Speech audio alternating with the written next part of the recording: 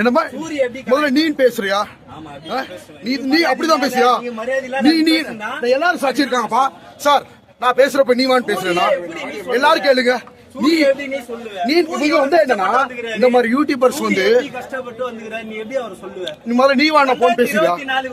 நீ வா போன் பேசுறியா? நீ வா போன் பேசுறியா? நீ வா போன் பேசியா? முதல்ல பொறாமையில வயிற்றுச்சல பேசாத. உனக்கு திறமை இருந்தா நீ திறமையை காட்டு. ஓகேவா? பொறாமையிலயும் வயிற்றுச்சலையும் நல்லா தெரிஞ்சு. அப்ப இவ்வளவு மக்கள் அங்கே எரிச்சு வந்ததெல்லாம் போய் எல்லாம் சோசியல் மீடியால நான் அப்லோட் பண்ணுவேன். அப்ப தெரியும் உங்களுக்கு வர்ற கமெண்ட்டுக்கு. பாப்போம். இந்த மாதிரி நபர்கள் உங்களால பேசதாப்பா முடியும். உன்னால பேச முடியல. ஒரு பெர்ஃபார்மன்ஸ் பண்ணி கேட்டு பாப்போம். ஸ்கூல்ல நாடகம் நடிச்சிருக்கோம் சொன்னீங்க. எங்க நடிச்சு கேட்டு பாப்போம். சரியான ஆர்டிஸ்ட் நீ தானே சொன்னார்ப்பா. நான் ஸ்கூல் லைஃப்ல நானும் நடிச்சிருக்கேன்னு சொன்னார்ல. ஒண்ணு நடிக்க சொல்லுங்க. ஒரு பெர்ஃபார்மன்ஸ் பண்ண சொல்லுங்க. வாய் பேசுற அப்படியே ஒரு பெர்ஃபார்மன்ஸ் பண்ண சொல்லுங்க. தம்பி உங்க எல்லாரும் முன்னாடி நான் நடிச்சு காட்டுறேன்.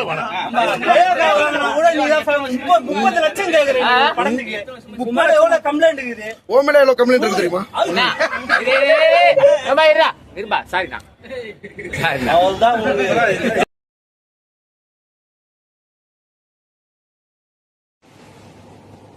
வணக்கம் பொதுமக்களே.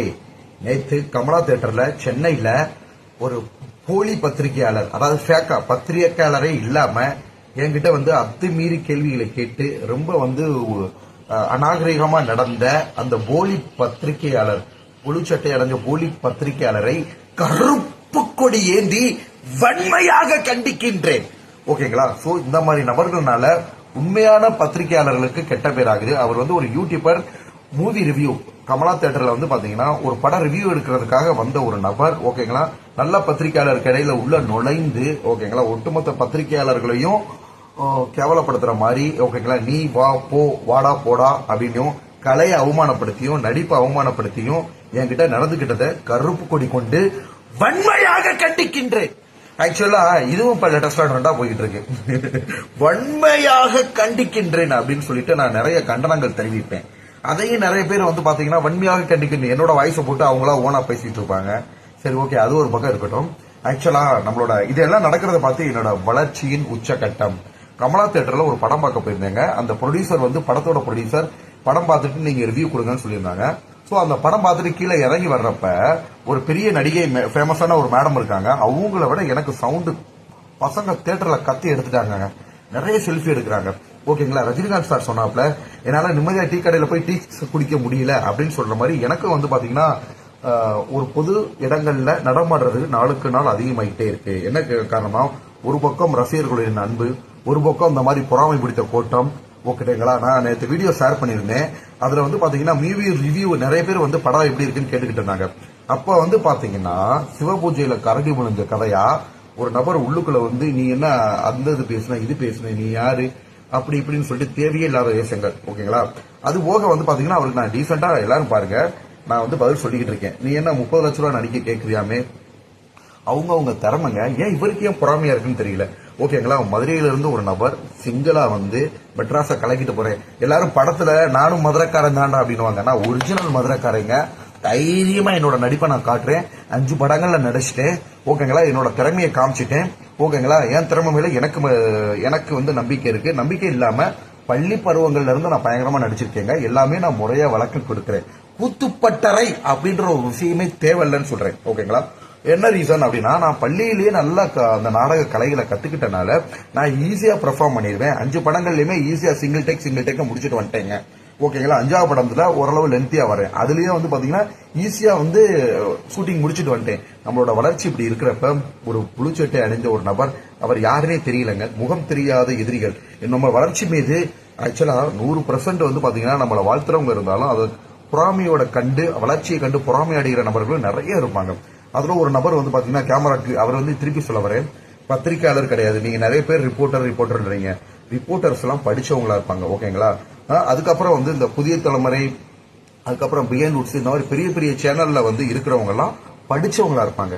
யூடியூப் சேனல் ஈஸியா வந்து பாத்தீங்கன்னா சமூக வலைதளங்கள்ல வந்து அவங்களா யூடியூப் சேனலை உருவாக்கி அதுல வந்து பட ரிவ்யூ எடுத்து போடுற ஒரு சில நபர்கள்னால ஒரிஜினல் பத்திரிகையாளர்களுக்கு பேர் கெட்டு போகுது. ஏன்னா பத்திரிகையாளர் படிச்சவங்களா இருப்பாங்க, நாகரிகம் தெரிஞ்சவங்களா இருப்பாங்க, அவங்களுக்கு பேர் கெட்டு போயிடும். அவங்க மீடியாவை யாரும் நாளைக்கு ரெஃபர் பண்ண மாட்டாங்க. அதனால யாருமே இந்த பத்திரிகையாளர் இப்படி பேச மாட்டாங்க. நேற்று வந்த நபர் போலியான நபர். பத்திரிகைக்காரங்க பொண்ணுங்கள புதிய தலைமுறை தந்தை டிவி எல்லாரும் மைக் பண்ணிக்கிட்டாங்கன்னா அந்த மைக்கோட இவங்களும் பொறுத்துக்கிறது. ஓகேங்களா, யூடியூபர்ஸ் இந்த மாதிரியான அநாகரிகமா கொஸ்டின் கேட்கறதுனால நேற்று இருந்த பத்திரிகையாளர்கள் வந்து பாத்தீங்கன்னா ஏகப்பட்ட பேர் என்கிட்ட கொஸ்டின் கேட்டாங்க. யூடியூபர்ஸ்லுமே நிறைய நல்லவங்க இருக்காங்க. நான் 500 யூடியூப் சேனலுக்கு மேல தாண்டிட்டேன். நிறைய வேலைகள் பண்றப்ப 500 சேனல் தாண்டறப்ப அதுல தப்பான நபர்களையும் 70% சந்திச்சிருக்கேன். ஓகேங்களா, யூடியூபர்ஸ்லுமே அந்த வகையில ஒரு நபர் தான் நேற்று பார்த்த நபர். சோ ஒரு தைரியமான நபர் எனக்கே இந்த மாதிரி பிரச்சனைனா இன்னும் சமுதாயத்துல நடமாடுற பெண்களுக்கோ மொத்த நபர்களுக்கோ எவ்வளவு பிரச்சனை இருக்கும். பேசிக்கா நான் ஒரு மருத்துவர், ஒரு ஆண், ஒரு தைரியமான ஆள், எனக்கே இந்த பிரச்சனைனா சோ அந்த முகம் தெரியாத கருப்பு சட்டை அணிந்த நபர் அவரோட போட்டோவை அந்த வீடியோக்கு கீழே வைக்கிற எல்லாரும் பாருங்க. இந்த மாதிரி போலியான பத்திரிகையாளர்களை கருப்பு கொடியேந்தி வன்மையாக கண்டிக்கின்றேன். திவாகர் வந்து நல்ல நடிகர், மகா நடிகர், நடிப்பு அரக்கன், இப்படி பல பேர்கள் பொதுமக்கள்கிட்ட இருந்து இருக்கு. இது சத்தியம். சத்தியம் என்பது நெருப்பு மாதிரி ஜுவாலையா எரிஞ்சு பொதுமக்களுக்கு வெளிச்சம் போட்டு காட்டும். இதை யாராலையும் தடுத்து நிப்பாட்ட முடியாது. ஓகேங்களா, வாய்மையே வெல்லும். அது மட்டும் இல்லாம நான் கேக்குறேன், சிவாஜி கணேசன் சாரை விட நான் நல்லா நடிக்கிறேன், நான் ஆக்டிங்ல பெரிய ஆளு அப்படின்னு சொல்றேன் இல்லையா? நான் அதாவது சிவாஜி கணேசன் சார் சாதாரண மனுஷன். ஓகேங்களா, ரஜினிகாந்த் சார் சாதாரண மனுஷன். சாதாரண மனிதர்களாகி தான் நடிப்பு துறையில அவங்களுக்கு வந்து பட்டம் கிடைச்சிருக்காங்க. ஓகேங்களா. சோ அப்படி இருக்கிறப்ப வல்லவனுக்கும் வல்லவன் இந்த உலகத்துல தோன்றதாங்க செய்வாங்க. அதுதான் இறைவனின் படைப்பு. ஓகேங்களா, சாதாரணமான நம்ம மனிதர்களால அது நம்ம எதுவுமே சொல்ல முடியாது.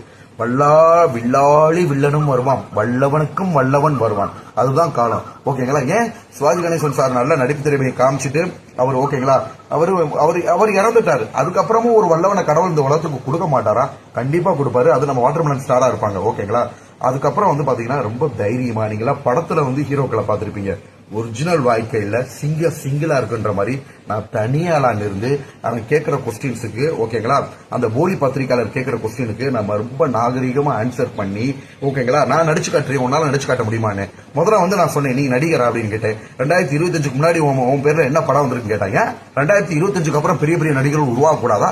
2025க்கு முன்னாடி உருவானவங்க மட்டும் தான் நடிகரா? நான் கேட்கிறேன்.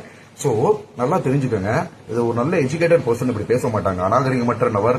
ஓகேங்களா, சோ அநாகரிகமற்ற இந்த மாதிரி மிருகங்களை வந்து புது உலகத்துக்கு நான் வெளிச்சம் போட்டு காட்டியே ஆகணும். ஓகேங்களா, நிறைய பேர் டயலாக் பேசுவாங்க சினிமாவில் வந்து பாத்தீங்கன்னா பொது வாழ்க்கையில நடக்கிற பிரச்சனைகள் எப்படி ஹேண்டில் பண்றாங்கன்றத பாப்பீங்க. நான் வந்து என்னன்னா எனக்கு கிடைக்கிற பேரும் புகழ் அதுபோக எனக்கு நடக்கிற எதிர்ப்புகளையும் எந்த கள்ளங்கப்பட இல்லாம பொதுமக்கள்கிட்ட கொண்டு போறோம். இது கண்டிப்பாக பொதுமக்கள் மத்தியில ஒரு கிளர்ச்சியை ஏற்படுத்தும். அந்த நபர் வந்து பாத்தீங்கன்னா பெரிய ஹீரோஸே நினைக்கிறார். அவர் வீடியோ எடுத்து உடனே போட்டு விட்டேன். இனி எந்த ஒரு யூடியூப் சேனலையும் அவர் வேலைக்கு எடுக்க மாட்டாங்க. எந்த ஒரு ஸ்டாண்டர்டான சேனல்லையும் அவரே யூடியூப் சேனல் எடுத்தாலும் அது கண்டிப்பா டெவலப் ஆகுது. நீங்க எழுதி வச்சுக்கோங்க. ஓகேங்களா, கேமரா எடுத்த உடனே பயந்துட்டு அப்படிங்க என்னை தேவையே இல்லாம நீ வாடா போடா அப்படின்னு சொல்லிட்டு தேவையே இல்லாத கொஸ்டின்ஸ், நீ என்ன அவ்வளவு சம்பளம் கேட்கிற, நீ என்ன அவ்வளவு பெரிய ஆளா, இப்படி என்னை வந்து உரிமையில பேசினா அப்படி நான் வீடியோ எடுத்த அப்படியே பயந்துட்டு ஓட ஆரம்பிச்சிட்டேன் அப்படி. ஓகேங்களா, 2025க்கு முன்னாடி உனக்கு படம் இருக்காங்க, 2025க்கு அப்புறம் பெரிய பெரிய நடிகர்கள் உருவாக்க கூடாதா ஏன் கேட்கிறேன். சோ எவ்வளவு வந்து அவரோட புத்தி கூர்மை வந்து அறிவு இல்லாம இருக்குன்னு பாருங்க.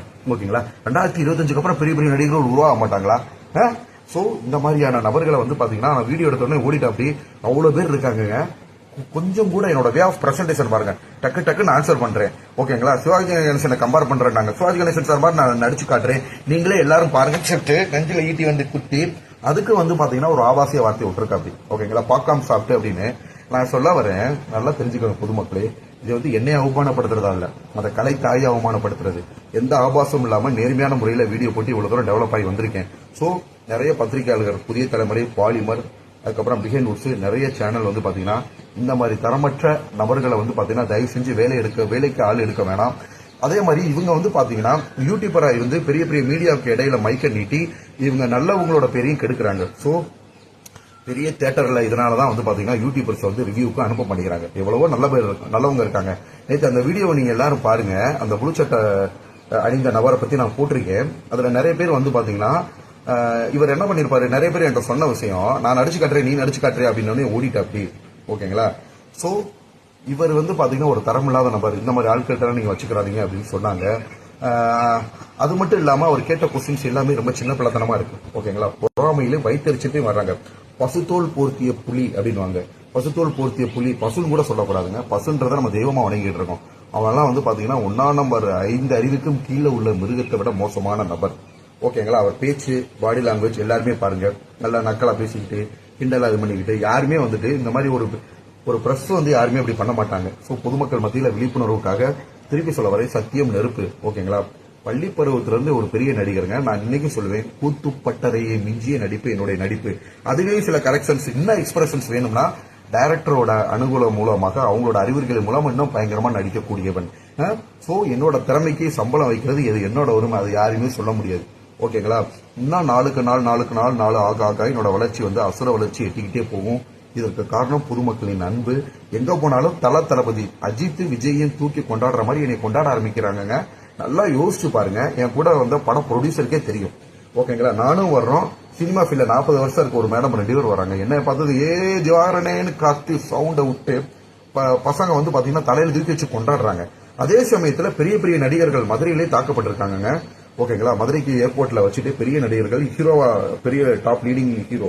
ஓகேங்களா, சோ அவங்களுக்கே வந்து பாத்தீங்கன்னா சிவகார்த்திகேயன் அண்ணாவா இருக்கட்டும், விஜய் சேதுபதி சாரா இருக்கட்டும், இவங்களுக்குமே வந்து சில நேரத்துல வந்து தாக்குதல்கள் ஏற்படுது. அதனாலதான் அவங்க என்ன பண்றாங்க, கூடயே பவுன்சர்ஸ் வச்சுக்கிறாங்க. ஓகேங்களா, ஏதாவது ஒரு விழாவுக்கு போனா நல்லவங்களும் வருவாங்க, கெட்டவங்களும் வருவாங்க.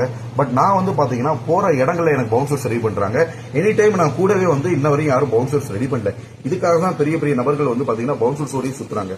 சோ பொதுமக்களே, இந்த மாதிரி நபர்களை வந்து பாத்தீங்கன்னா நம்ம கண்டிப்பாக, இவங்க பிரஸ் மீடியாவும் கிடையாது. ஓகேங்களா, யூடியூப் சேனல் ஆரம்பிச்சு பிரஸ் மீடியா எங்கெங்கெல்லாம் பட ரிவ்யூ எடுக்க போறாங்களோ அவங்க கூட சேர்ந்து இவங்களும் மைக்க கோர்த்துக்கிறாங்க. சோ நீங்க எல்லாரும் விழிப்புணர்வு ஆகணும். ஓகேங்களா, அது மட்டும் இல்லாம திருப்பி சொல்ல வரேன், நிறைய பேர் என்னை பார்த்து இன்ஸ்பயர் ஆகுறாங்க. நேத்து அந்த கூட்டத்திலே இருந்த ஒரு நபர், ஆனா உங்க அளவுக்கு எனக்கு தைரியம் கிடையாதுண்ணா, உங்க அளவுக்கு நீங்க தைரியமா ஹேண்டில் பண்ணி அவரை ஓட விட்டீங்க. ஓகேங்களா, எங்கே இதே மாதிரி நடிச்சு காட்டு, மாறி பேசுறா. அப்படி முதல்ல என்ன பண்ணா, நானும் ஸ்கூல்ல எல்லாம் நடிச்சிருக்கேன். அப்படியா, நானும் ஸ்கூல்ல நடிச்சிருக்கேன். ஓகேவா, இருந்தா என் நடிப்பை பாருங்க, நான் நடிச்சு காட்டுறேன். ஓகேங்களா, உடனே நீ நடிச்சு காட்டினா நான் எனக்கு இந்த வேலை கிடையாது அப்படின்ற. அப்படி முதல்ல நான் நடிச்சிருக்கேன். அப்படி சோ ஒரு நிலை இல்லாத பேச்சு. திறமை இருக்கிறவங்களுக்கு திறமை இல்லாதவங்களை பார்த்து, அதாவது திறமை இருக்கிறவங்களை பார்த்தா திறமை இல்லாதவனுக்கு பொறாமையா இருக்கும். ஓகேங்களா, சோ திருப்பி சொல்ல வரேன், இதெல்லாம் பொறாமை வைத்தறிச்சல். முகம் தெரியாத நபர், தனக்கு அந்த நபர் யாருன்னே தெரியாது. நான் இருக்கிறது மதுரை, அவர் பேரும் தெரியாது, ஆளும் தெரியாது. ஓகேங்களா, பொறாமை காரணமாக பொது இடங்கள்ல வந்து பாத்தீங்கன்னா, பட் அது இவ்வளவு தூரம் பிரச்சனையாகவும் தெரியாது. திருப்பி சொல்றேன், அந்த நபர் வந்து ஒரு ஃபேக். அவரோட போட்டோ இந்த வீடியோ கீழே நான் இணைச்சு வைக்கிறேன்.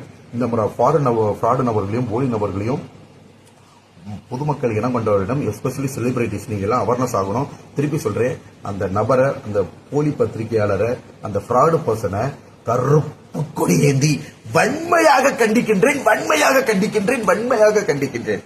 உண்மையே வெள்ளம். திருப்பி சொல்ல வரேன், திவாகர் என்பவர் ஒரு மகா நடிகர். கூடிய விரைவில் மகா நடிகர்ன்ற ப்ரோக்ராமும் ஆதித்யா சேனல் நான் நடத்திக்கிட்டு இருக்கேங்க. சோ இதெல்லாம் என்னோட திறமையை பார்த்து மகா நடிகன் நான் வந்து பொதுமக்கள்கிட்ட போய் நடிச்சு காட்டுவேன்.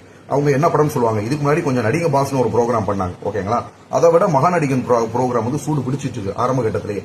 நான் வந்து எல்லாருக்கிட்டையும் நடிச்சு காமிச்சுக்கிட்டு இருக்கேங்க. எல்லாரும் என்ன சொல்றாங்க, உங்க டயலாக் டெலிவரி நடிப்பெல்லாம் பயங்கரமா இருக்கு, நடிப்பாருக்கன்னா சும்மாவா, யங்ஸ்டர்ஸ் எல்லாம்.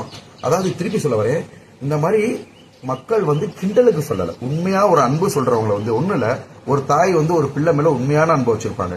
அதை போய் உங்க தாய் வந்து மகனை கிண்டல் பண்ணுது அப்படின்னா அது வந்து மனநலம் பாதிக்கப்பட்டவங்க. என்ன ரீசன்னா, அவங்களுக்கு அந்த வளர்ச்சியை பொறுக்க முடியல. நேற்று நபரும் அப்படிதாங்க. அந்த நபர் வந்து நல்லா தெரிஞ்சிருக்க மனநலம் பாதிக்கப்பட்ட ஒரு நபர் தான். ஏன்னா நல்லவங்க யாருமே பேச மாட்டாங்க. மனநலம் பாதிக்கப்பட்ட நபர் தான் வந்து பாத்தீங்கன்னா இந்த மாதிரி அடுத்தவங்களோட வளர்ச்சியை பார்த்து பொறாமப்படுறது, இது பண்றது. சோ எதுவா இருந்தாலும் உண்மைதான் ஜெயிக்கும். சத்தியம் இல்லை. நன்றி, வணக்கம்.